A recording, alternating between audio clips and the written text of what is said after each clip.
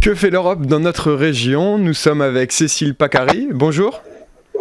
Bonjour, Céline Pacary, je suis directrice de la filière des 4 fromages AOP de Normandie, donc pour le Camembert de Normandie, le Pont-l'Évêque, le Livaro et le Neuchâtel. Bon, vous êtes présenté, c'est parfait. Nous allons procéder par étapes dans cette émission. Tout d'abord, AOP, ça signifie appellation d'origine protégée.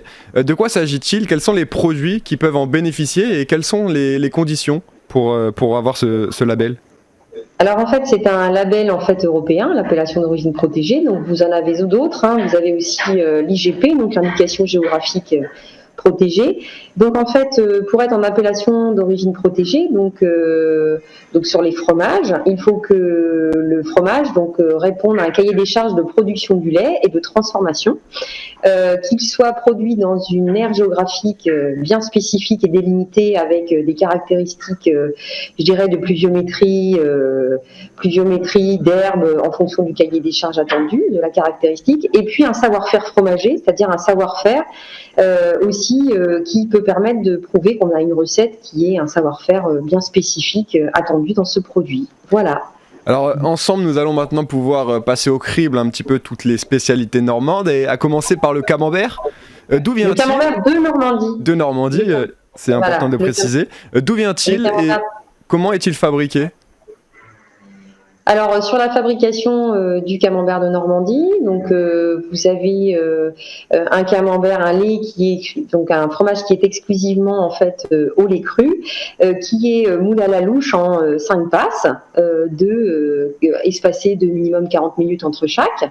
Voilà, dans des moules sur une table fixe et puis qui sont moulés en ce sens et le lait doit répondre au cahier des charges de production, c'est-à-dire que pour le camembert de Normandie, les troupeaux laitiers doivent être au moins à 50% de vaches de race normande.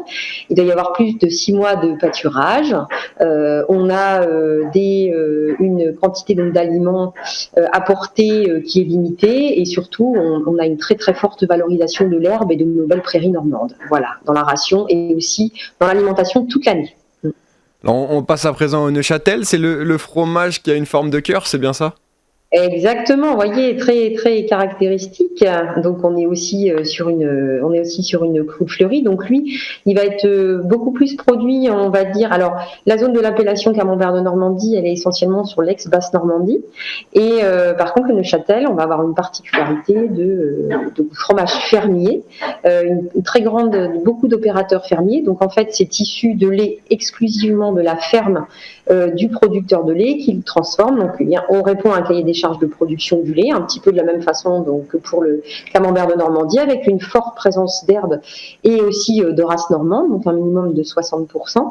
Et ensuite, on va avoir le moulage de ce fromage qui a vraiment la particularité donc en cœur, mais pas forcément, on a aussi plusieurs formats. Alors que le camembert de Normandie, on a un seul format en 250 grammes. Peut-être un petit conseil de dégustation, avec quoi vous accompagnerez votre Neuchâtel? Alors sur le Neuchâtel, on peut l'accompagner. Alors nous avons l'habitude de travailler notamment avec une autre filière qui est aussi en appellation, donc les produits cidricoles.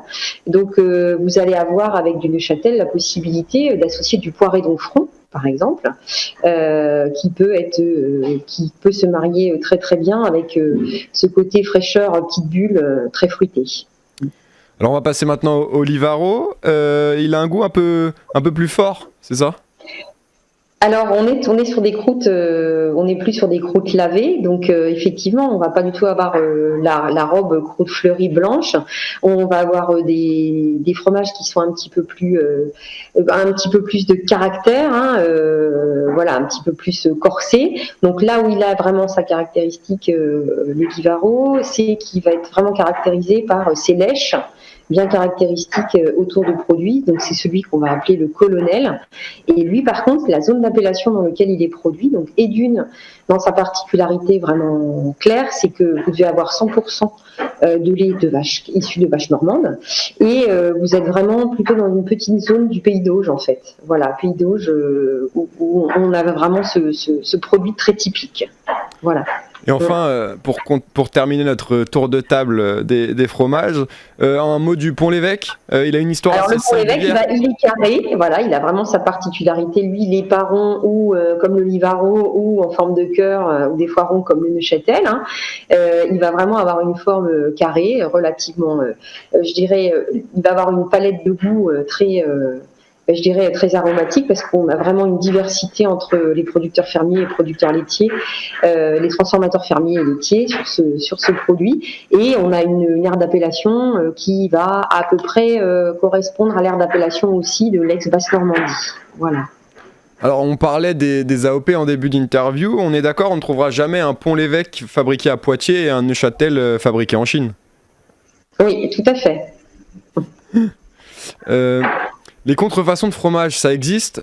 Certains fromages normands, est-ce qu'ils ont déjà été victimes de ça ? Après, là aujourd'hui, donc vous allez pouvoir avoir des problèmes d'étiquetage particuliers, par exemple, où vous avez les logos d'appellation qui ne sont pas de la bonne, je dirais de la bonne taille. Vous allez avoir des fromages qui s'en font passer pour d'autres, avec qui, par exemple, on va avoir des particularités sur le cœur qui vont faire référence au Neuchâtel, par exemple, et qui ne sont pas du Neuchâtel d'appellation.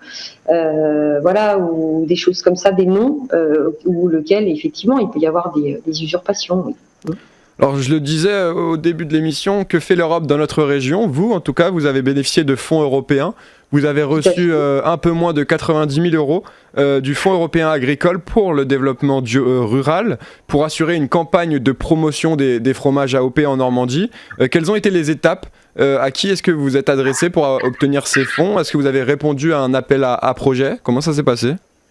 Alors en fait, donc ça fait depuis, on va dire les années 2010, que nous avons pu bénéficier en soutien avec la région Normandie. Alors au début, on était sur les départements et ensuite on a glissé pas mal sur la région Normandie parce que il y avait des fonds plus conséquents et un meilleur taux de subventionnement en fait de ces actions. Où la région Normandie, en fait, dès 2010, nous a aidés dans le développement de nos actions et le soutien, parce qu'elle a des appels à projets qui correspondent déjà aux SICO, donc qui viennent financer directement des signes officiels de qualité, donc sur lequel on doit faire des actions de promotion et de communication autour de nos fromages, chose dont nous sommes dans l'obligation en fait. Hein. Nous sommes aussi dans l'obligation de faire par rapport aux signes officiels de qualité, parce que nous dépendons quand même, nous sommes reconnus par l'INAO, donc par l'Institut national des appellations d'origine, sur l'origine et la qualité. Nous devons défendre et lutter contre les usurpations, et donc ça fait partie aussi de nos missions de faire du contrôle et en même temps de faire de la promotion. Donc c'est pour ça que nous avons bénéficié, je dirais, des aides FEADER en ce sens pour faire de la communication au niveau de l'association. Parce que les 4 fromages sont réunis dans l'association de gestion des ODG laitiers normands. C'est-à-dire que nous avons mutualisé les moyens pour que nous soyons plus forts et percutants dans notre programme de com. Quelles ont été les retombées justement de ces campagnes de promotion pour les fromages AOP de Normandie ?